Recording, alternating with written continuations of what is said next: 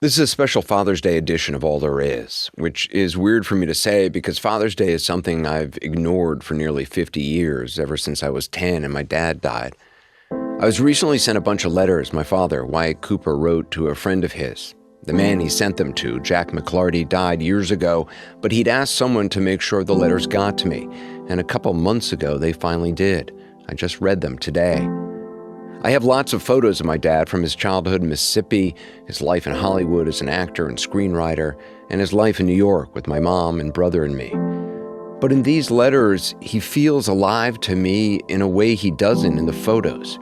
Reading his words, I can hear his inner voice, his humor, his insecurities, his humanness. This is the last letter he sent to Jack, postmarked December 22nd, 1977. He sent it from the hospital a few weeks after he'd had several heart attacks. It had our family Christmas card in it and a brief note confirming he'd meet Jack and his wife for a coffee in a month's time. He wrote, "It's nice to have a date that far ahead. It makes one feel one couldn't possibly die and leave an unfulfilled engagement." I think he was only half joking. On the back of the envelope, after he'd sealed it, he wrote 3 more words, "I'm holding on." 14 days later, my dad was dead. I'm still learning new things about him, discovering him in new ways. And when I hold my 2 little boys' hands, and I hear their laughter, and see them look at me the way I once looked at him, I feel my dad once again alive in a way inside me. So on this Father's Day, that is what I'm celebrating for the first time, that feeling, that love passed from a father to his son over and over, generation after generation, through time and space and through love, always and forever. Welcome to All There Is. My guest today on the podcast lost her dad 6 years ago. Her name is Mikaela Shiffrin. She's 31 and is considered the greatest alpine skier of all time. She's a 3-time Olympic gold medalist and 8-time world champion. She won her first gold medal in slalom at the Sochi Olympics when she was just 18, the youngest American in history to do so. 4 years later, she won another gold at the Olympics, and in 2026, she did it again. Mikaela grew up in Colorado. Her mom, Eileen, is an integral part of her team, and her dad, Jeff Shiffrin, was too. He was an anesthesiologist who first put Mikaela on skis when she was 3. Jeff Shiffrin died in 2020 at the age of 65. He accidentally fell off the roof of their Colorado home and had a severe head injury. Mikaela made this video for his celebration of life service and recorded the words to this song, Perhaps Love by John Denver and Placido Domingo. Mikaela. Hi. Perhaps love is like a resting place, a shelter from the storm. It exists to give you comfort, is there to keep you warm. And in those times of trouble, when you are most alone, the memory of love will bring you home. Perhaps love is like a window, perhaps an open door. It invites you to come closer. It wants to show you more.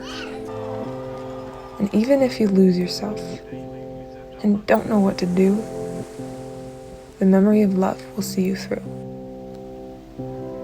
Love to some is like a cloud, to some as strong as steel, for some a way of living, for some a way to feel. And some say love is holding on, and some say letting go, and some say love is everything, and some say they don't know. Perhaps love is like the ocean, full of conflict, full of pain, like a fire when it's cold outside, or thunder when it rains. If I should live forever, and all my dreams come true, my memories of love will be with you.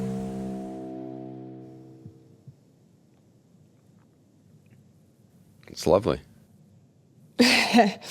That was like 2 a.m. and I couldn't sleep. And so I was just recording this to my phone so I could edit it with the video for my dad's celebration of life. What was he like? This is maybe kind of weird, but like he was really handsome. And I see that now because I love to go through pictures of him when he was younger. Ever since I knew him, he had a mustache, this like big mustache that sort of reminds me of the Lorax. Yeah, I read you used to call him the Lorax. I used to call him the Lorax. I also called him the Scheduleizer. He was command central back home when my mom and I were traveling. I started racing World Cup at 16 years old, full time. And at that period of time, I was not thinking about how to keep life in order. He would do all of the planning, all the scheduleizing, and I would make fun of him for it because I'd be like, just take a load off. Like, just watch the movie with us. Don't worry about it, Dad. And yeah, since he passed away, I've actually become him. I've totally become the scheduling person in our family. I just have such a greater understanding of everything that he did and why. I realized how much he had to take on that I just wasn't really aware of. It does make me wish that I could just go back and be a little bit more understanding at that time. Your dad died in February of 2020. Yeah. My dad passed away February 2020, and then COVID, we all got shut down in March 2020. Your mom said that in the days after your dad died that you couldn't get out of bed and that she didn't think you would ever ski again. Did you think you would? Did you care at all at that point? I didn't care. I experienced this overwhelming sense of apathy. I almost dreaded that there would come a point in time where my team and my family and the people around me would ask, like, okay, so when do you want to get back on snow? And I just was like wishing everything would come to a standstill. Because for you, everything had come to a standstill. Yeah. I've never struggled with wanting to be alive, but there were so many points, and I just don't really know the proper wording here, but I think a lot of people feel it is like, what is the point of my existence? And that's just been an ongoing question in my head for probably at least the first 2 years, but especially the immediate few weeks. Sleep is hard. I don't think I ate. I just felt like it was hard to feel the will to live. Not that I didn't want to be alive, but just that I really was searching for a reason to get out of bed and didn't really have that. I didn't feel like ski racing was nearly a good enough reason to want to exist. And I didn't feel like wanting to win ski races had any place in my life anymore.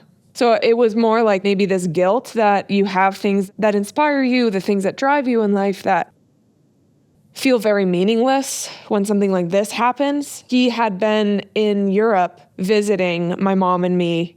It's very rare that I'll take more than 2 days off at any point in time during the racing season, but I was just exhausted, and we went to Lake Garda and we just got a nice hotel and just hung out. And then he flew home. And then 2 days later, I was getting ready for my first day back on snow, and I got a call from my brother, and he's like, Dad had an accident, and you guys have to get home. It's 9 p.m. and we're in Italy. We're not in a place that's close to any major airports either. We got on the phone with one of my dad's closest friends. He basically explained that he was in a vegetative state. He was never going to wake up again. 16 hours or 20 hours later, we got to Denver and went to the hospital, and the last images I have of him are pretty gruesome. And somehow I still feel like he's beautiful. I don't know if you felt that. I know that those of you have lost, some have been, really quite traumatic. And I don't know if you have like that image that recurs in your mind. Yeah, I do. Yeah. Yeah, my brother died by suicide, and that's an image. Yeah, it gives me literally a vertigo, nausea, and the visual of it. Yeah. I didn't witness it, my mom did. But I imagine it over and over again, even though that was 1988. When we found out that he had this accident at home, we have some cameras around the outside of our house, so. He fell off a roof.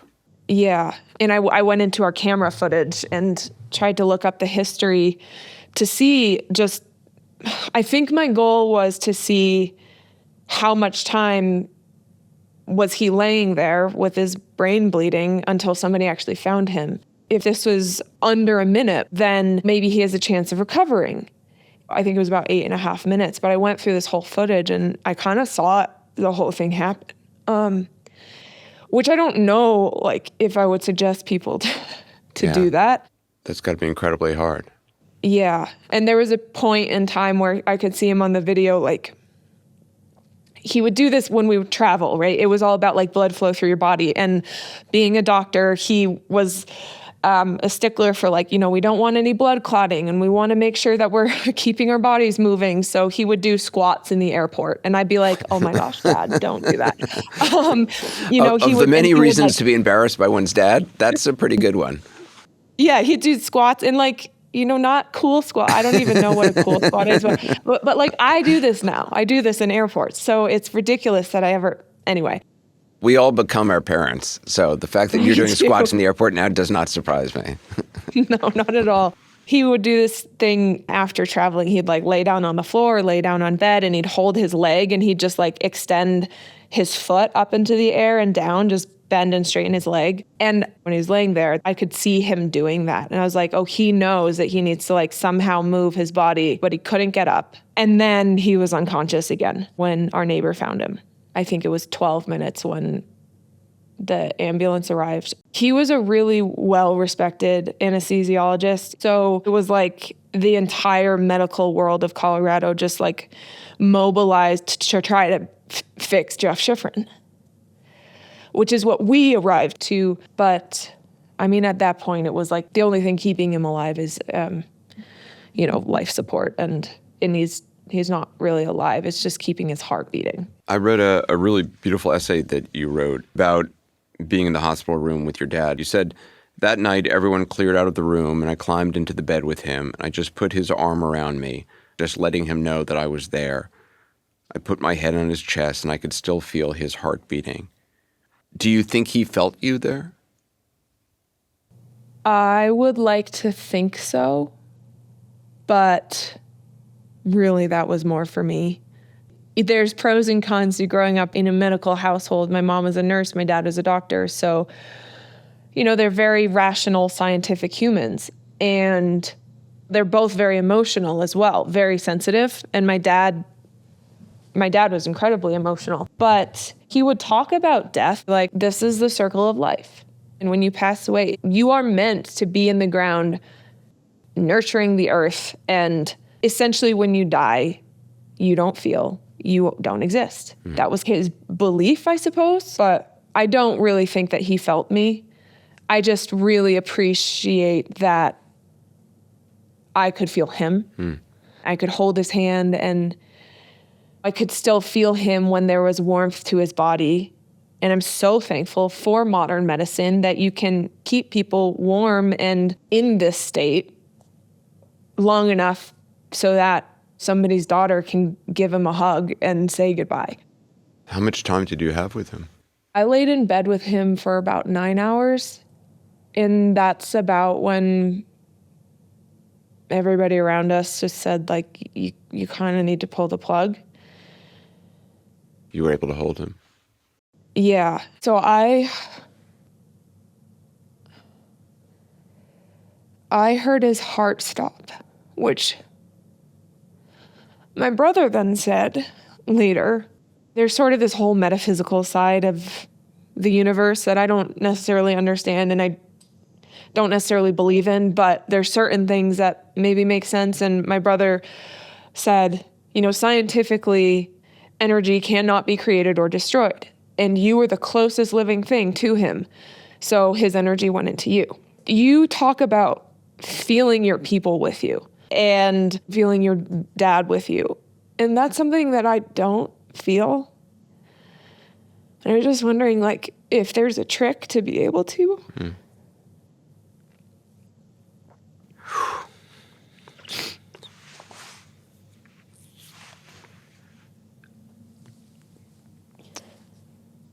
Excuse me? Same. I don't know how you do this.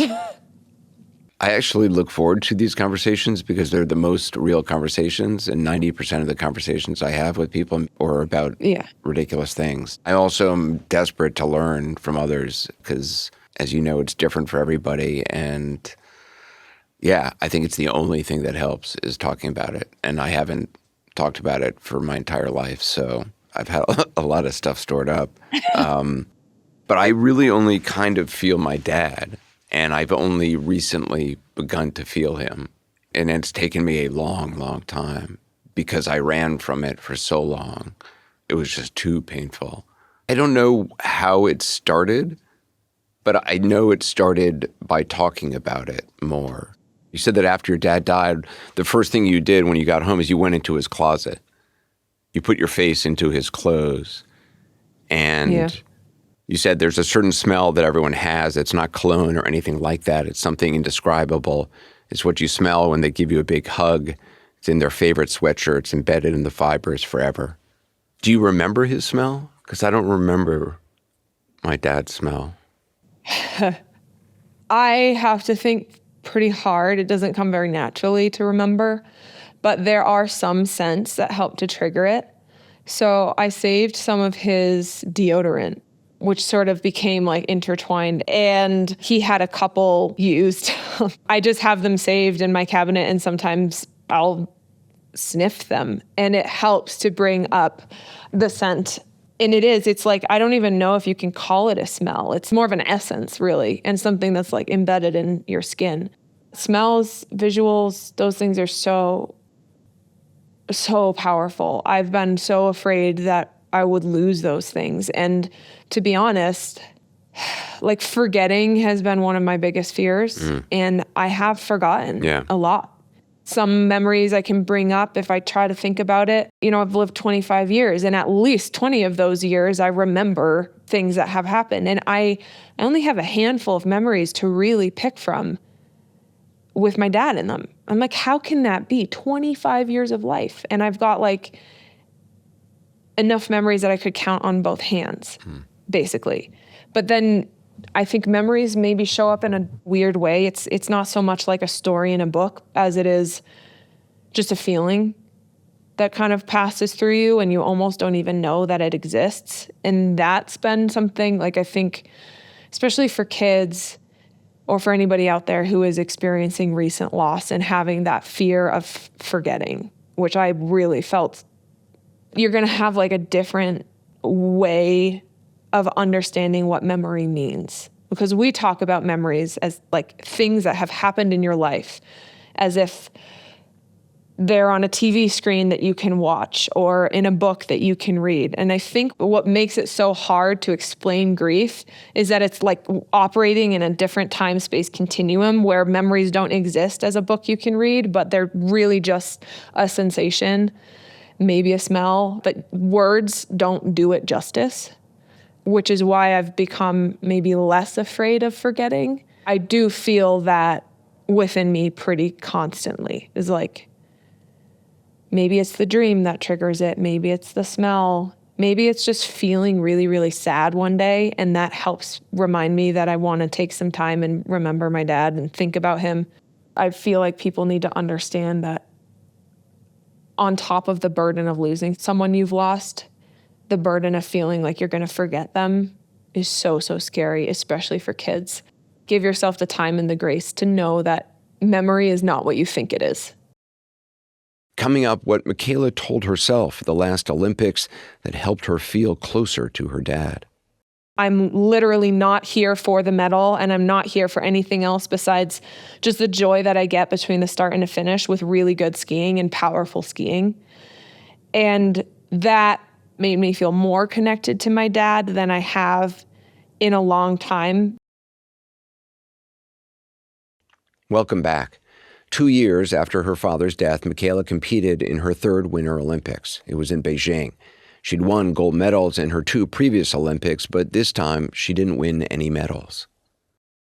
I didn't even start to dive into understanding the grief until after the Beijing Olympics. That was my first Olympics where my dad was not there. And after, somebody, like a fan, found my number and called like 3 times in a row. And I finally answered it. He's like, just hear me out for a second. I won't ever bother you again, but I need to tell you my theory. And it was basically that I didn't want to experience a successful Olympics where he wasn't at the finish line. It was a weird conversation, but I did take it to heart. And I started seeing this psychologist, and that was when I started to dive into some of the pain more thoroughly, trying to unpack the Olympics and how that ties to how I feel I'm able to honor my dad's memory. And I've only come to realize that more, ironically, because of the crash I had in Killington 2 years ago in November. I got this weird, very, very weird accident, 1 in a million chance, but I got basically a stab wound to my abdomen and nearly went through my colon. So going through that process and then returning to racing after that, I struggled mentally a lot more than I would have ever anticipated. And I started to learn a lot more about PTSD during that time and realized how close PTSD and grief are like sort of like sister symptoms or signals, I guess you might call it in psychology. Like the fogginess, the apathy. I think the only real big difference was with sort of PTSD from a traumatic crash or impact. It was more like I had an extreme fear, like an uncontrollable fear of that happening again. Whereas with my dad's accident, it was like I had like a complete sense of apathy in my whole body. But otherwise, there was so much like this cloudy film is over your eyes and you're just seeing the world in a different color. I'd read that you'd sought counseling for PTSD after the crash, and I wondered how much of it was crash-related and how much of it was having witnessed the video of your father laying on the ground and seeing your dad and hearing his heartbeat and hearing his heartbeat stop. What I learned during some of those sessions was a history of traumatic events makes you more susceptible to showing these signals with future traumatic events. They all do intertwine. Going through these checkpoints on PTSD from that crash, it did inspire like diving into the grief a little bit more too. You describe grief as a maze. In what way does it feel like a maze to you? A lot of people talk about waves crashing down on you and you just don't really have time to come up for air. The maze is just like, I just keep reaching dead ends. I suppose maybe there's a similarity to you describing your childhood and so much of your life as running from this. And it's just something to be navigated but not fixed. And you never really find your way through it, but you're somehow becoming more understanding of what that maze is. And maybe you find patterns to the way that things are going to feel when something crops up. For myself, to know certain scenarios where like I need to remove myself from the room and go to the bathroom and get collected versus my eyes might well up, but I'm going to be able to smile and I'll be okay. It's like sort of learning to navigate something that you realize that there's not really an end to it. In 2026, Michaela competed in her 4th Olympics in Cortina, Italy. She won a gold medal in the women's slalom and became the first American alpine skier to win 3 Olympic gold medals. I saw one headline. It was describing your performance at the last Olympics, and part of the headline was that you overcame grief to win. And I thought it was tough. Hard no. Hard no in the headline. Right. I thought it was sort of funny. Like, it's an interesting idea of like grief. Oh, like I won at it. I've overcome it. I'm done. Better now. Right. Yeah. Mm-hmm. You said, we equate winning with being okay and failure with being not okay. The real truth is that I'm neither okay nor not okay. It really depends on the day, and it has almost nothing to do with how fast I came down a mountain. Yeah. People writing the headlines should know better. We don't use words like overcome grief. Those words don't exist together.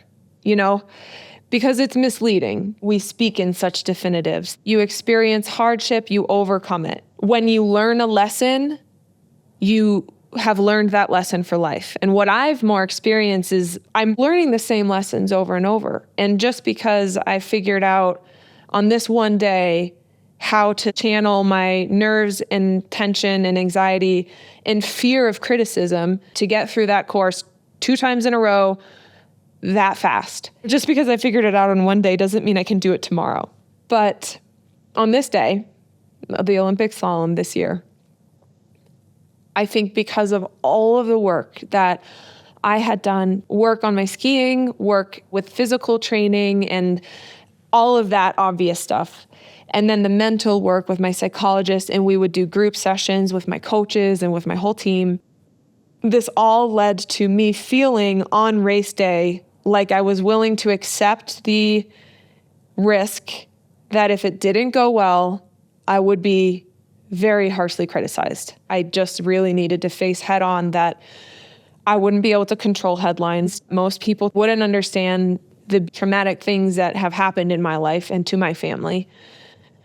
They won't pay attention to anything else besides that I'm supposed to win gold on that day. And I really needed to accept that. And it was like not until the solemn race day that I felt pretty at one with that fear. Like I could hold it in my hands and say, this is really, really scary. And I still believe that this is worth it. You're here to ski the way you know how to ski. I'm literally not here for the medal, and I'm not here for anything else besides just the joy that I get between the start and the finish with really good skiing and powerful skiing. And that made me feel more connected to my dad than I have in a long time, because it was just so solely focused on my technical prowess or my ability to ski that well. And that made you feel more connected to your dad? I think it did, because both my parents taught me how to ski when I was a baby, and they were both so focused on the technique side of things. But even as I was racing World Cup, winning World Cups, my dad would still make these comments, get your hands up, or like this or that, or he had a couple things that he would always focus on with skiing technique. And I was like, Dad, that doesn't apply here. Like, that's going to be awkward. That looks like a very old style of skiing. But at the end of the day, when I'm skiing my very best, I'm doing the things that he said I should do. I'm doing the things that my mom tells me I should do. So I'm always like, darn it, they're totally right. I had a moment before the second run where I was trying to take a little bit of a rest, and I was laying on the floor, and usually I'm able to fall asleep, like a 15-minute power nap kind of thing. And on this day, I actually just found myself crying, like trying to communicate with my dad, and I had this moment of an epiphany before the second run that I was going to win. It was like, today is the day that I win an Olympic gold medal with my dad not being alive. And it was like, I don't even feel weird saying that. And if it doesn't happen, it doesn't happen. But I do believe that this will be the day. That was like a moment more centered around my dad. And then in the finish area, I was standing there looking at the scoreboard in like such disbelief that that had actually happened the way that I believed it was going to happen. And I wanted to feel my dad there. I was trying to talk to my dad and just not having him respond, which was like sort of horrible, and somehow felt like I had accepted that in the moment. Like maybe it's okay that he doesn't reply, but I can still talk to him. This is like we've talked about wanting to feel their presence. I wish people say like, oh, I saw a butterfly, it landed on the handlebars of my bike, or some owl keeps following me on my road trip, or something like this. And they're like, I know it's this person, it's my wife, it's my husband, it's my father. And I'm like, are you making this up? How do I get that? And maybe that's my problem. Where's my owl? Yeah, I mean, come on. How do you get to feel the presence in that way? But in life, there's sort of these like bursts of growth or bursts of understanding. And I think crossing the finish line of Cortina in that slalom was a burst of understanding for me that went far beyond winning a gold medal. That was so secondary to these other feelings that I had, but that gold will always represent those feelings to me. You talked about this, I want to play, the press conference after the third gold medal. This was a moment I have dreamed about. I've also been very scared of this moment. Everything in life that you do after you lose someone you love is like a new experience. It's like being born again. And I still have so many moments where I resist this. I don't want to be in life without my dad. And maybe today was the first time that I could actually accept this, like reality. And instead of thinking I would be going in this moment without him, to take the moment to be silent with him. And with the whole team with me, who's here with me now, and with my mom, who is here with me now and has been with me since the beginning. It was just like a little bit more spiritual than I usually am, but I'm really grateful for that. Yeah. You've talked about how it helps you to have these conversations with people and the connection that talking about it brings. And I've definitely felt that. I wish my dad could see who I've become to this point. You describe grief as, you said, it's like you have an injury in your soul. There's no timetable. There's no rehabilitation. Some days you wake up and you think, what's the point? Do you still feel that? Yeah. I think I question the point of existence almost every day. But it's maybe not as sharp of a feeling. Certainly not the same as in those initial weeks and months when I was just laying in bed, literally like, what's the point of even feeling my body move? You know, now I enjoy feeling my muscles and feeling strong and feeling life. I enjoy that. But I do definitely, like from an existential perspective, I'm like, what are we doing?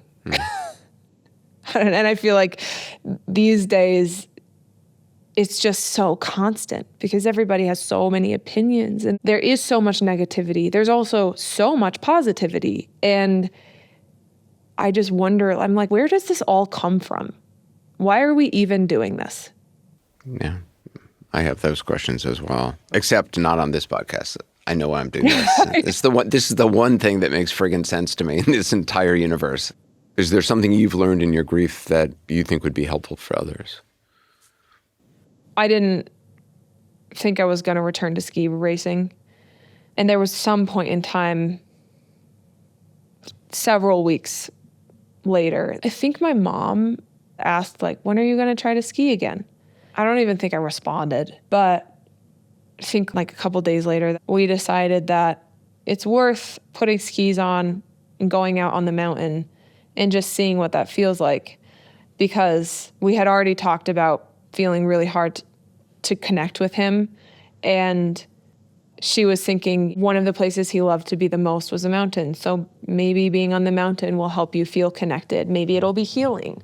And you don't have to race again, but you could just see what it feels like to ski. Your mom talked about this, and she says what she said to you was, we don't have to ski anymore, but we need to do something besides sit at home. So if you want, we can try skiing, and maybe you could go on the hill and feel Dad there. Did you feel him there when you went? No. I think maybe it's like how you said it. And maybe the way people talk about feeling the presence of a loved one is, maybe I've been thinking about it too simply. I felt closer to him in that I was looking out over the mountain ranges on the chairlift, appreciating a scene that I had appreciated with him so many times before. And it was like, even though your eyes aren't set on this beauty, the beauty does exist. Your world gets flipped and you're starting to like realign certain items in the universe. So we're spinning on a different axis, but you're figuring out how to align things. That was kind of how I felt it a little bit at the time. I don't feel him, but I get to see things that I saw when I was with him. And I like that that still exists. Where I am now, 6 years later, I couldn't imagine my life not having returned to skiing. So I guess for people who are like struggling with guilt or struggling with purpose, if there are things that you loved to do before losing this person, I think the likelihood is you're going to love to do them again after losing that person. And particularly if it's something that you shared with that person, give yourself time, but at least give it a go. Just see. Because I was very much thinking I was going to cut that out of my life entirely. And in the end, skiing has been one of the things that has inspired the most growth for me as a human. I totally agree that talking about these things, it brings a lot of connection and a lot of meaning to life, and maybe not meaning that we want or would have asked for, but I really appreciate that you're doing this. You're making it more obvious to the world just how much more complete a human experience is than what we see on TV and social media, and I'm really appreciative of you leading the way in helping the world understand how much broader a human experience is than that. You can hear more from Michaela on her podcast, What's the Point with Michaela Schifrin. It's on YouTube or wherever you get your podcasts. If you have thoughts you'd like to share about my conversation with Michaela or about your own experiences with grief, we'd love to hear from you. You can leave a comment on our grief community page at cnan.com/allthereis or leave us a voicemail at 404-827-1805. On Thursday, June 25th, there'll be a new podcast episode. Thanks for listening.